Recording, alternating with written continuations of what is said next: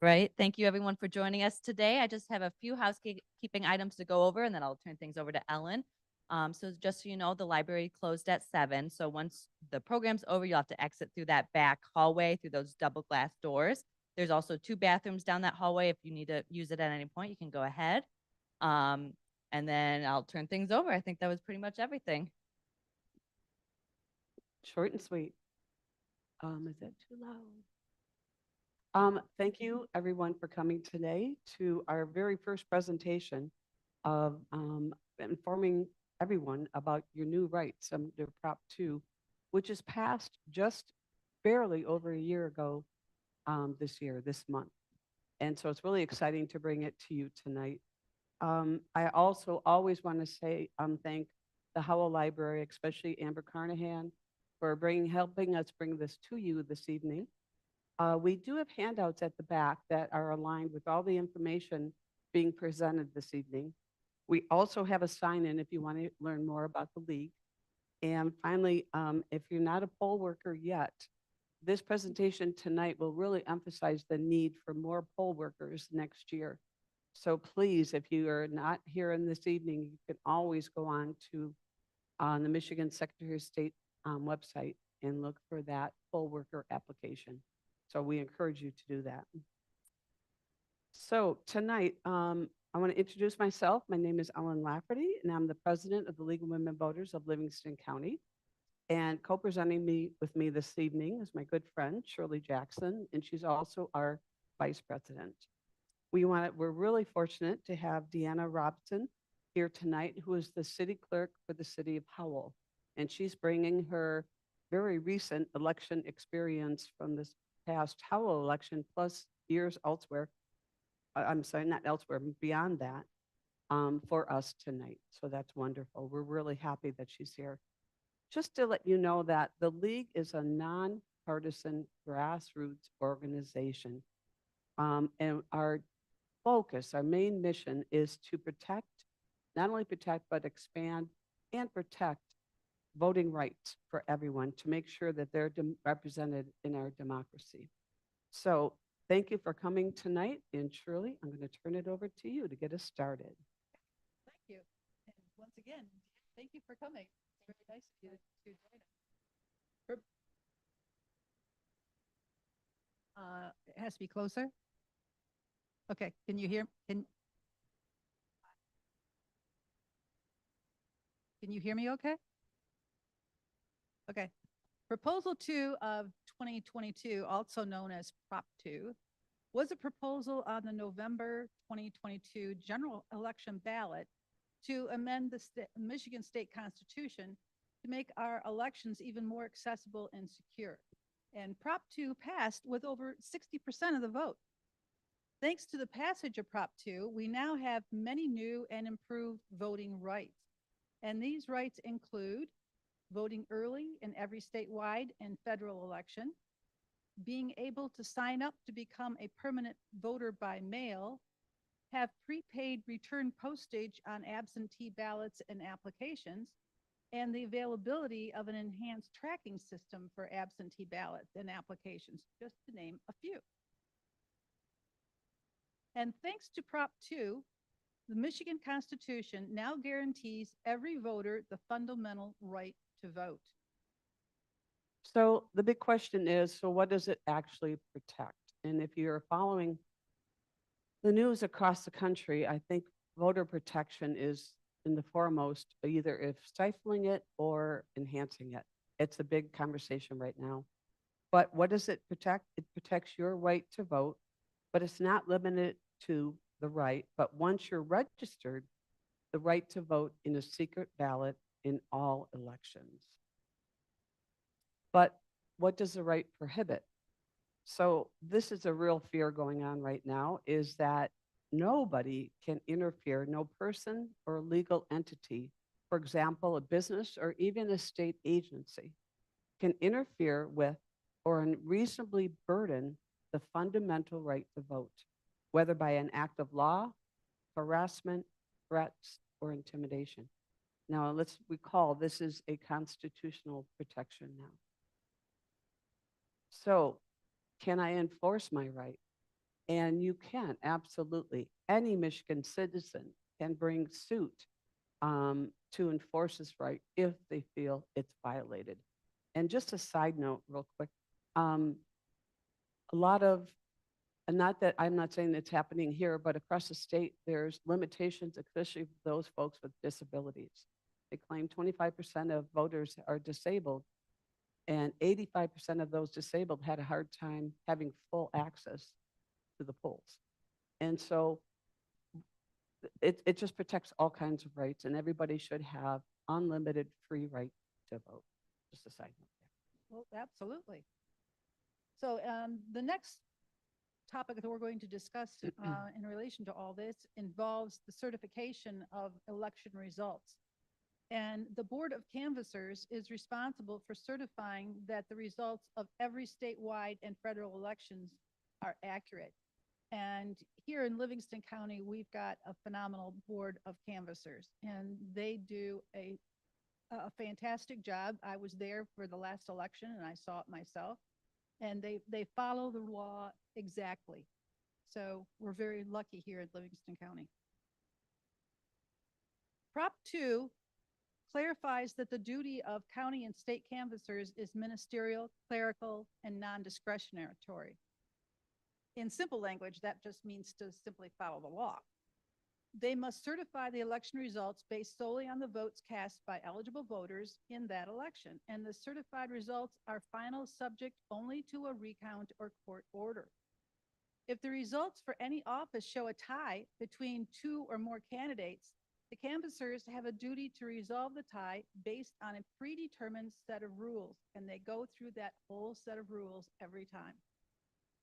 And I think if you recall, was it 2020, there was a tie in the Heartland School Board, two number 3 spots out of 4, 2 folks had the exact same count, and they had to pull a name out of a hat, and it was just, it ended up with a recount, and the correct number of ballots were determined. But we did have a recount not long ago because of a tie here in Livingston County. It was Heartland School District. Yeah. So one thing about Prop 2 is Michigans now have the right to engage in true early voting. And that means that they can cast a ballot in person before the election, just like they would on election day.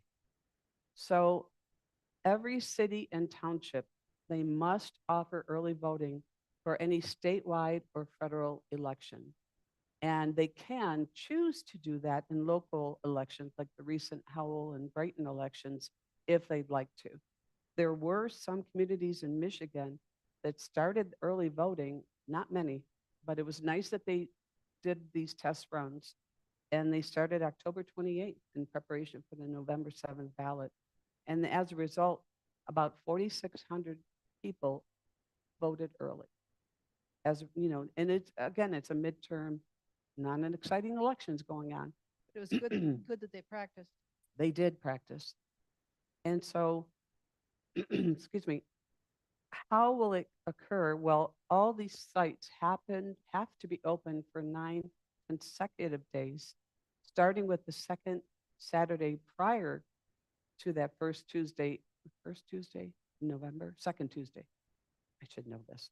It's usually First Tuesday. Let me get that out there. Excuse me. And ending on the Sunday before the election. So that Saturday to Saturday plus a Sunday, there's your 9 days. yeah, that's 9 days.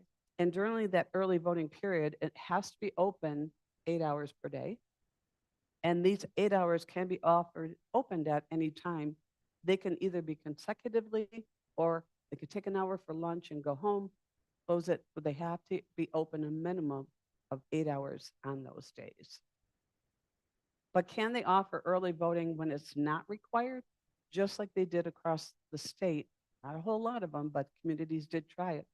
They offered that early voting on non-federal, non-statewide elections. Can they do it for more? They can do it for more than the 9 days. They can do it for up to 29 days. And they can open it for more than 8 hours per day. That's the discretion of that voting agency. government. And they can do it for local elections too. It doesn't have to be federal and state only. Mm-hmm.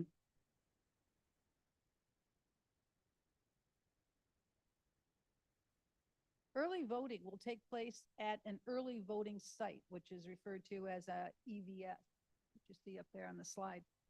Early voting sites are subject to most of the same requirements as election day polling places. For example, all polling places must be fully accessible, must allow members of the public to observe, and must maintain all voted ballots in sealed containers at the end of the day. And it's important to note, however, that they may serve voters from more than one city or township and more voters than an election day polling location for these early voting sites. So it's important to keep that in mind. And can communities work together to offer early voting? And absolutely. Cities and townships will have the option to offer early voting either on their own as a single municipality with other cities and townships within their county or with the county itself. It's recognized that early voting is a significant undertaking for city and township clerks, right? It will require more time, money, and resources. And to reduce this burden, city and township clerks will work together to offer early voting. Deanna, are you aware of that in the works for Livingston County right now? Are you aware of any groups that are planning to combine forces for upcoming elections, especially next year? The city of Howell will be working with both Howell Township and Cohocton Township to offer early voting at the LESA building. So we've joined or entered into a municipal agreement with Howell Township and Cohocton Township in order to offer that. Might that expand as the elections approach, or is it something they have to The plan this far county ahead? did offer to do early voting for a larger group, but many of the local clerks chose to do their own early voting. Mhm. Wonderful. So, oh, that's true. That's another one. Yep. Yeah, folks didn't hear that. Putnam and Unadilla, Unadilla. Township are joining. Okay, thank you. So what that means, I think, is that people who are used to going to their own polling place for regular on election day, they might end up going to a different location if they're doing early voting. And so we want to make sure that people realize where the early voting site is for them versus election day site, so that they don't get confused and end up going to the wrong place. So how are they going to find that out? There's a communication that we are required to send by December 29th to all registered voters, giving them the location for their early voting site. So that will be coming. Everybody should receive that from the municipality in which they are registered. Well, that's good to know. Thank you. Okay, now we have this permanent mail ballot list. And another way that Prop 2 made voting more convenient for folks is providing the right to sign up to receive an absentee ballot rather than just the application before each election. And folks that live in the Howell and Brighton area, Howell schools, City of Howell, and the City of Brighton had their elections. I'm one of those voters, and I was able to sign up at that time for a permanent absentee voter ballot. I'm on the list permanently. You won't get that opportunity until you have an election in your local. And when you start getting those invites to, do you want your ballot? Whatever, you'll have that box to check. So if you already signed up to receive a ballot before an election, are you going to automatically get this? No, you're not. You have to officially, you used to be able to receive an absentee ballot. They had to fill out this application each and every time. And I'm hoping this is one task that's going to reduce the workload of the local clerks. But now voters have the right to submit a single application to receive their absentee ballot before each and every election. And it eliminates the need to submit one each and every time. So hopefully that's going to make it a little bit easier. Sure, absolutely. The one exception to that will be the February 27th presidential primary because you will have to select your ballot style. So we will have to send something even to those on the permanent ballot list so that you have the option to choose your ballot style. What is And- the ballot style? So What it party? is because it's a closed primary in Michigan, so you have to choose like Republican, Democratic, Independent, whichever ballot you want, just for the primary. And then for the August and November elections, you should automatically receive your ballot as expected. And while we're on that topic, so if we have a lot of snowbirds in this area, Livingston County, and if they want to vote that primary, they especially have to get their absentee ballot information into the local clerk before they take off, so that they can vote wherever they can have that ballot sent to them wherever they're going to be, correct? Right, well, they'll need to indicate that, on the form, Got their it, ballot style and where they would like it mailed. got it. Okay, thank you. Look at how Um, valuable she is sitting here, isn't that good? I know, I love it. So how do you So sign up? how do I sign up? You're supposed to answer the question. Oh. To sign up for the ballot, again, you have to check that box on your absentee ballot application. And that's indicating that you'd like to start receiving it before every election. And also, the Bureau of Electors in the state of Michigan is working on additional ways for folks to do that, rather than having to get it in the mail, sign it up. Maybe you can do it at your clerk's office. Who knows how that's going to roll out? But obviously, they want to make it more accessible for folks to be able to sign up. We're going to provide that additional information as soon as we get it.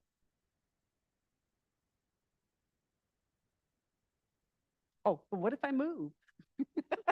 Yeah, Now I can answer the question. If you sign up to join the permanent mail ballot list, now permanent mail isn't an M-A-L-E, it's a M-A-I-L, just make sure. And then you move within the state of Michigan, you will remain on the list as long as you update your voter registration address. And if you move outside of Michigan and surrender your Michigan driver's license, you will be removed from the list since you will no longer be eligible to vote in the state. and sometimes folks wonder, again, what if I'm somewhere else? And especially the students in our district that are at a university level. So this is what they're going to have to do. Well, if you're going to be away from your home during the election season, for example, on vacation, or a student attending a university somewhere, you can have your ballot sent to a different address. And once you're on that list, you're always going to be on the list unless one of 5 things happens. And I think I'm going to add one more thing to this list at the end. For example, if you submit a request and say, I don't want it anymore. I don't want to be on it. Take my name off. You could do that. If you move outside of Michigan, you're going to be taken off the list. If you move within Michigan without updating your voter registration address, but then how would they know? You're going to be taken off the list. You're no longer eligible to vote, for example, if you're serving a jail or a prison sentence. And finally, if you do not vote for 6 consecutive years. Now, again, this is years, not elections. Some people just don't want to get off the couch to vote in a primary or a midterm election, whatever that is, but they want to vote in those big ones that come down the pike. So this is 6 consecutive years. If you decide they're going to keep sending the ballot, that's a waste of postage and so forth. So that's not going to happen. But also, if you die, I mean, are they missing that on the list? And could you tell us what happens? How do they maintain that voter list? Could you give us a little background on that? We get reports, we get an inbox report in the qualified voter file that tells us of if voters have moved. We get a report from the county of voters that have passed away, and then we update those records accordingly. The inbox report, that's monitored daily. Yeah, we take a look at that daily. I have a wonderful deputy clerk who looks at that, takes care of that, makes sure those voter records are updated and that we're following the laws and doing everything we can to keep everything as current as possible. In fact, I even had a clerk from another municipality send me an email the other day that she knew that there was a deceased person or someone passed away and she had the death certificate, but she knew that person was a Howell City voter. So she, as a courtesy, was letting me know so I could take that person off the voter rolls. Very nice. So it's very nice. Wow. Is the list secure? And the answer is yes. In order to join the list, clerks must confirm the voter's identity by comparing the voter's signature on their application to the voter's signature in their voter file. If you regularly vote from home, be sure to sign up for the permanent mail ballot list the next time you request an absentee ballot. Now we're going to get into the whole voter identification subject. And the thing about it is that, did I go too far? Mhm. Yes, I did. Michigan has had the same voter ID law since 1996. Prop 2 did not change it whatsoever. It's still the same law, except now it's codified in the Constitution. Nothing has changed. What it does is ensure that all eligible voters that cast a ballot, regardless of whether they had a certain type of photo ID, can vote. So, Sorry So about the next one is, do I need a photo ID to vote? And the answer is you do not need a photo ID to vote in Michigan. You will be asked to provide a photo ID when you arrive to vote, either at your clerk's office by absentee ballot, or at an early voting site, or at your polling location on election day. And if you have an acceptable photo ID with you, you must show it when asked. But if you do not have an acceptable photo ID or do not have an acceptable photo ID with you at the time you arrive to vote, you can sign a simple form called the Affidavit of Voter Not in Possession of Picture Identification. That's a long name for a Mhm. form, isn't it? And you can vote a regular ballot. And Deanna, what happens to the affidavit? So if a voter comes in and does not have their identification with them, they fill out the application on the front that you would fill out when you go to your polling location. That application to vote, on the back of that is the affidavit. So they would fill that out and then they would receive a ballot and be able to process it through the tabulator. But folks wonder, is my ID the right kind of ID? And what's very nice in Michigan is they've recognized all types of legal forms of identification. Acceptable photo IDs, an expired or a current Michigan driver's license or a state ID. This is the only one that you can have, let's say, an expired driver's license. You don't drive anymore, whatever the reason. But rather than going out and getting a state ID or whatever, you have one. And this is one that you can use to vote, except all the rest of these must be current. Only that driver's license can be expired. You can use a driver's license ID from another state. Let's say you're a snowbird and you drive in Florida. A passport or a federal government issued ID, a local government issued ID. For example, do you have an ID from the city of Howell?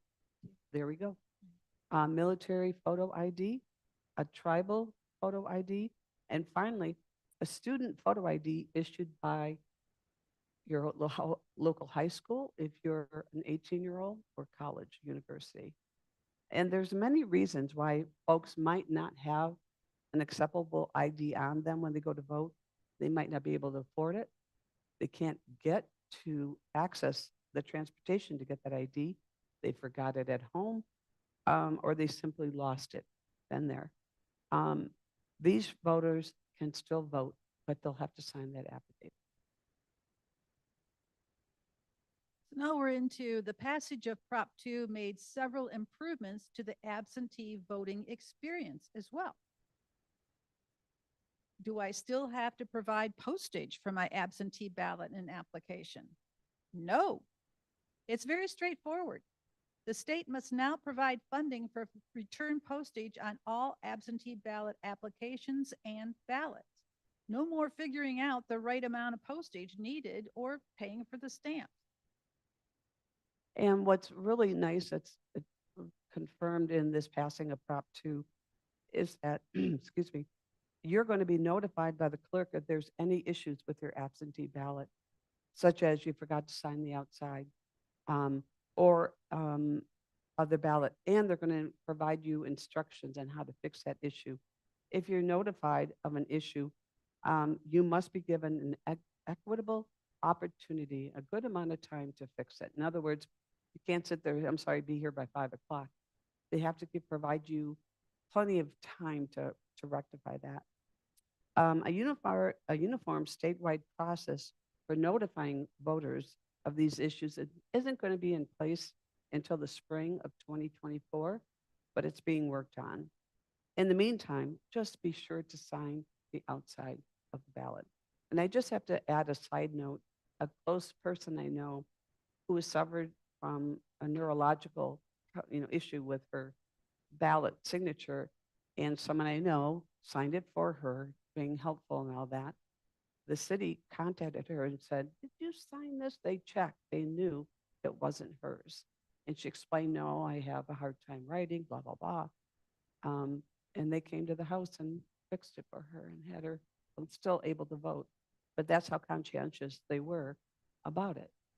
And that person will never sign it again. I mean, he could have signed it, and I'm close to this person, and he could have just signed it that he assisted, and that would have been acceptable, correct? That you have someone assist you? Well, If you assist a voter, you should fill out that portion that says that you assisted the voter. We are still going to try to verify that voter's signature. People's signatures change over the course of time. That's usually fairly easy to resolve. I can walk out to your car and have you sign a new voter registration if you're unable to come in. I mean, we try to be pretty accommodating. We definitely do not want to prevent anyone from being able to exercise their right to vote. That's, we're going to do everything we can to try to make sure that happens. And I would say by far, most people have that philosophy, share that philosophy, and have always tried to do that. Can I track the status of my absentee ballot and application online? And the answer is yes. Voters can now use the new and improved online ballot tracking system that's funded by the state. Thanks to Prop 2, voters will now be able to track their absentee ballots and applications online more closely. For example, voters will be able to see the details about any issues with their application or ballot and will learn how to and by when they must fix them. In addition, voters will have the option to sign up to receive all this information through text messages or email.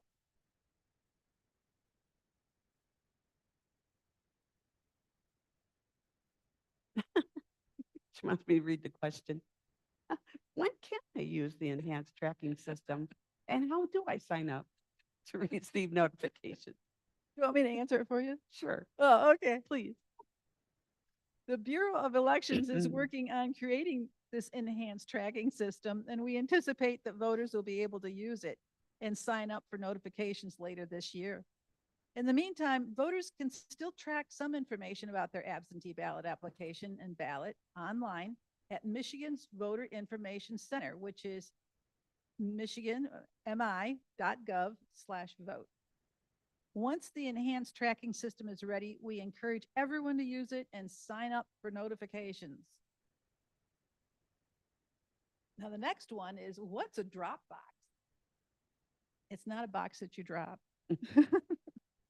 Thanks to Prop 2, voters now have the right to at least one secure ballot drop box in their city or township. A ballot drop box is a secure, locked structure that voters may use to return completed absentee ballot applications and voted absentee ballots.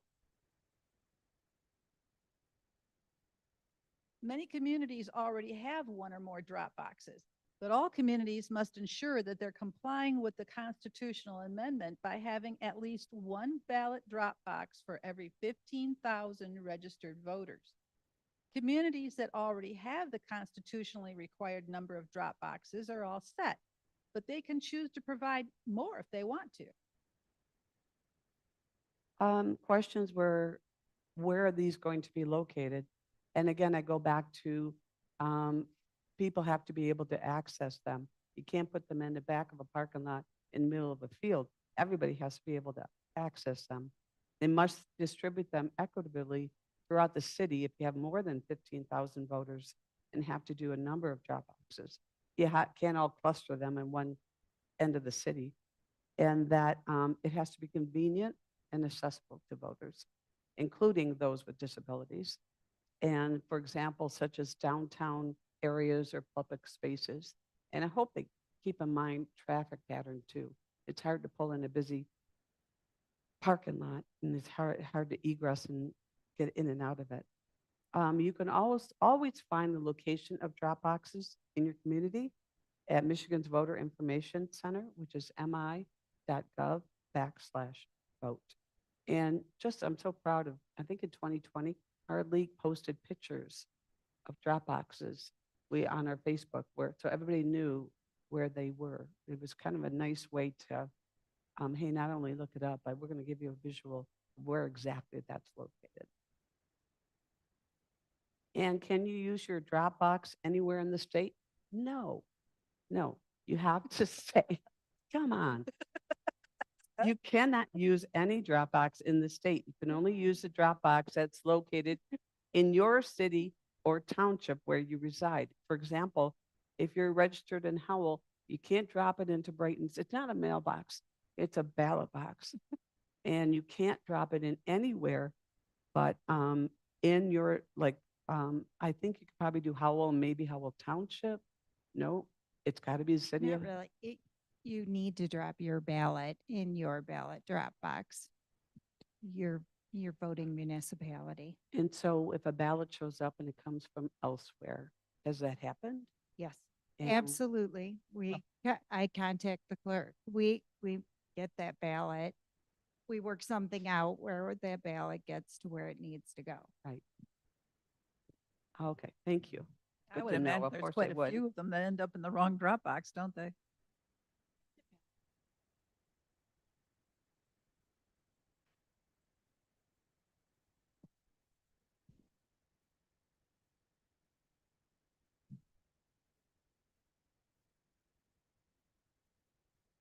I can't speak to the township specifically. I can really only tell you about the city of Howell's Dropbox. We do have one outside the building at the entrance to City Hall. And it is accessible 24/7 during an election. It's locked down right now and secured, so nobody can put anything in there because we don't have an election right now, but it's closely monitored. That's where ours is.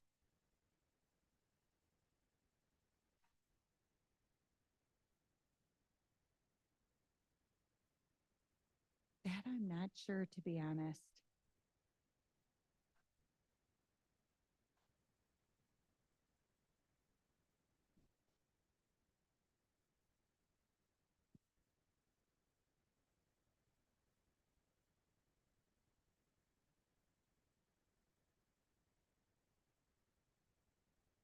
Hmm. Right. Good point.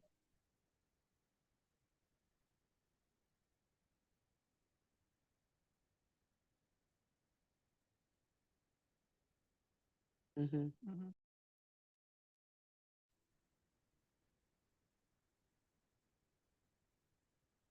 And folks can always walk it into the clerk's office and put Right. it on the desk and get your little I voted sticker. Yeah, what it's all every about, that clerk's sticker. office would have a drop box, and right? every clerk's office would have a drop box there? I would assume most of them do, but I don't know that for sure. I mean, you can actually hand deliver it. Usually we'll have one on the inside during a big election where people can physically walk it into the building. It's funny, people have different preferences. So some people want to physically hand their ballot to someone. Some people want to put it in the outside drop box. I don't want to talk to anyone. Some people want to put it in the inside drop box. I've had people who didn't want to hand it to me. They felt better putting it in the drop box, but in the inside of the building. So we try to have different avenues to accommodate personal preferences, but all of those are secure.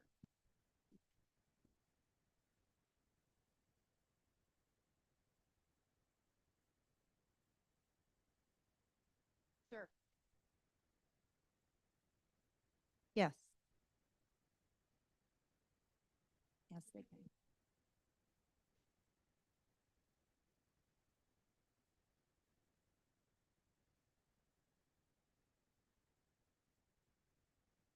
And I understand your point, but I think you also have to take into consideration the security of those drop boxes and, the emptying of them and making sure, they're not damaged. There's, you know,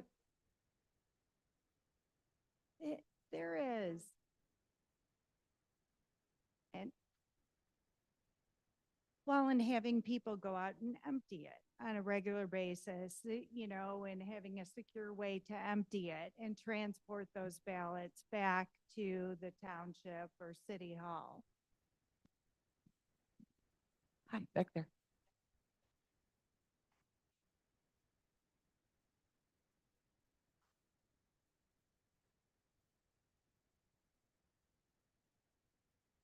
The question, I know folks can hear it at home, is that on that affidavit that's signed for someone that doesn't have their ID on them, how is that signature verified? The person would be signing that affidavit. They'd be providing their name and address. That information would be verified in the electronic poll book at the precinct. But they also usually, have for like a little post-it flag almost on those so that they can be, if you receive 2,000 applications, so you can quickly identify which one of those were in fact signed via the affidavit. Does that answer your question? Okay, the next one is, when can I use the Dropbox? And they must be accessible 24/7 during the 40 days prior to an election and up to 8 p.m. on election day. And everybody wants to know how secure the Dropboxes are. And they are very secure. They must be securely locked, bolted down, and designed to prevent the removal of absentee ballots and applications except by authorized election officials. Currently, many, but not all, drop boxes are also subject to video surveillance, but starting in January 2026, all drop boxes will be subject to video surveillance, which is an interesting fact, isn't it? Yeah. Yeah. Okay, so when must my absentee ballot be received by my city or township clerk? So this is the very last voting improvement, absentee voting improvement that came as a result of Prop 2, and especially has to do with military and overseas ballots, voters, I should say. And before the passage of Prop 2, those ballots had to be received by 8 o'clock on election day, those overseas and military voters.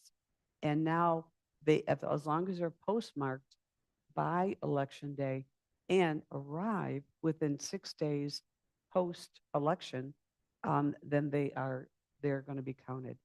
This does delay the certification of the ballots. It's been already having that effect. And there's talk of legislation that if they find they have 3 ballots out, and it's not going to change the final result of any election. They might pass legislation that said they can still certify the results, but that's still in the works. But this has definitely caused delays of certification, only just waiting for those ballots to come around. And usually they start certification on the Thursday after the voting Tuesday, and this will make them finish on the following Tuesday. That's the little bit that it holds it up, The 6 days after. 6 days after. So now we're going to change topics here. Let's talk about charitable contributions. Another way that Prop 2 improved election administration is by requiring the public disclosure of charitable contributions. County, city, and township clerks can fund elections in their communities through state funding, federal funding, and publicly disclosed charitable contributions. Charitable contributions include non-monetary contributions, such as buildings and resources, like having the election or the polling place take place in a church. Do you want to add anything else to that? Okay. We're waiting on additional information regarding that, but that's, yeah. I think a lot of people, when they were voting for Prop 2, didn't realize that having a polling place in a place like a church is considered a charitable contribution. And yeah, they didn't realize that. And so the question, I think it arose at the last election, there was some contribution money that poured in, and all folks are wondering, should they accept contribution? Should this be happening? And although clerks have the option to fund some of their elections through these donations, they do not have to accept these public charitable contributions. If they do, though, they must publicly disclose how much and from who they accepted those donations from.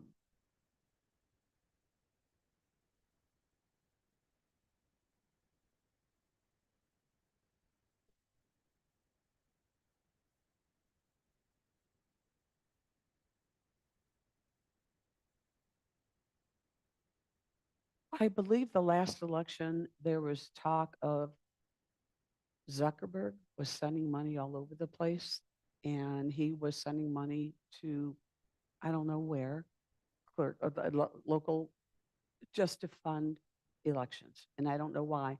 And I think that raised a lot of concerns, and rightly so, because you don't want donations funded by just anybody. Again, they identified that that could be a problem, and that if any donations were accepted, again, it's up to the local municipality to decide to accept those donations.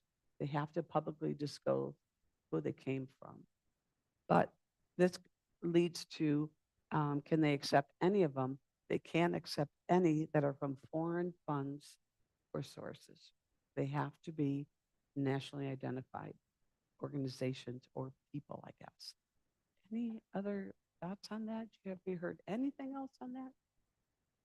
To be perfectly honest with you, I have not heard really anything on that. I think that most of the information that we've been getting or working on are more, with the change in the presidential primary date and kind of getting ready for that.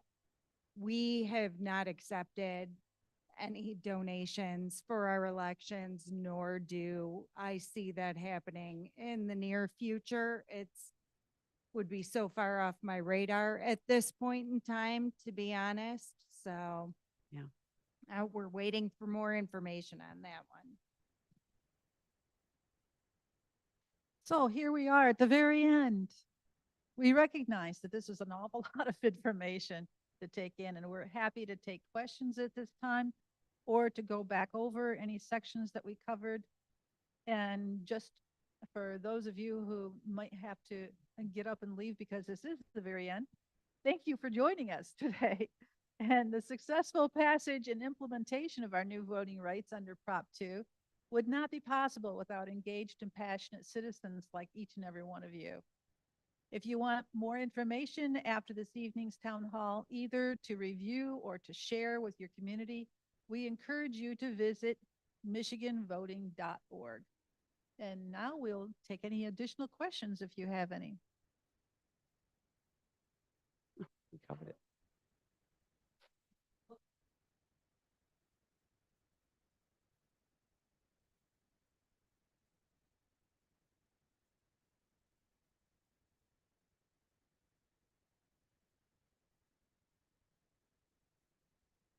Yeah, I want to.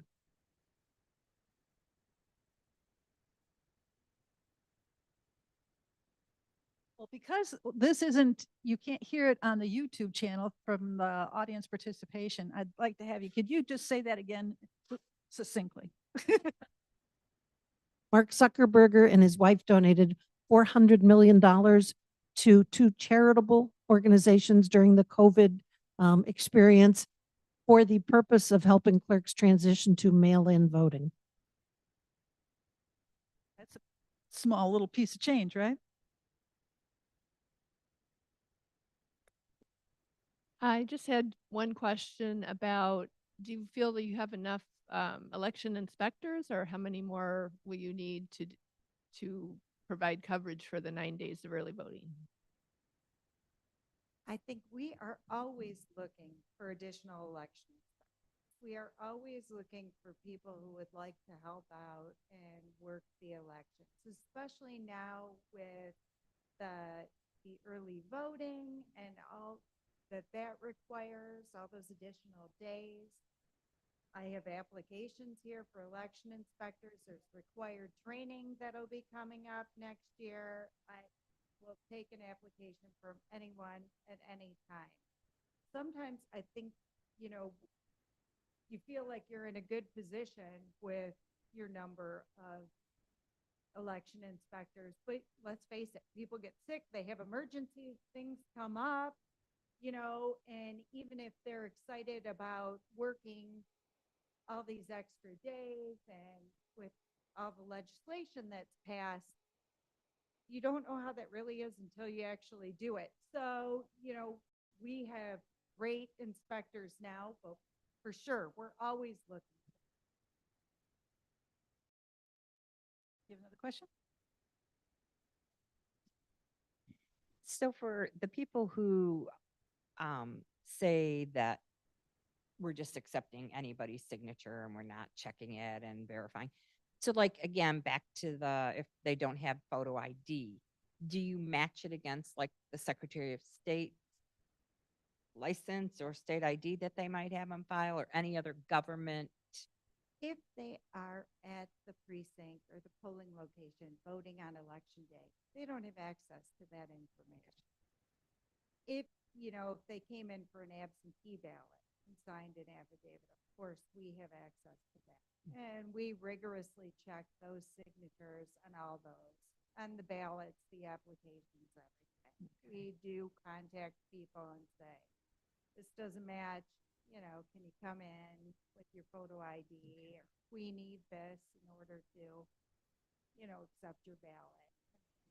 Okay. We're looking, clerks are looking. sure. We, you know, we want to do, I think clerks are rule followers. Mhm. So you want to follow all the rules. You want to make everything go through as it should. And you also want to allow people to exercise their right to vote. Right. So, you know, we're balancing all those things, but we are checking.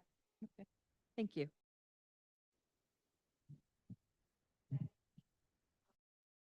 Address the amount of people that actually come through the polls and have to sign an affidavit. Like, Oh, it's so small. yes, it's Thank like you for less for than pointing that less out. than a fraction of 1%, like maybe one in several thousand in the elections I've worked. It is. It's so minuscule. And they're signing under penalty of law that they are who they say they are.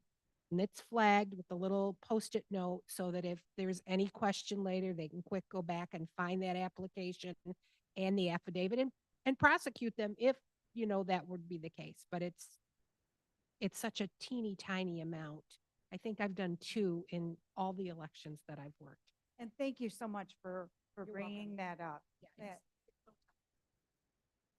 Are there any other questions? Okay, well, I think that wraps it up. And Thank you all for coming tonight. Thank you, Deanna, for joining us. We really appreciate it. Everyone, have a good night. Thank you.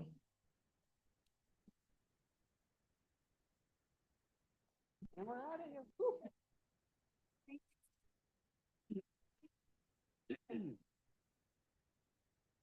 Oh, no. Oh, no. Go on. I don't know how this turns off. I think you push it if they're like.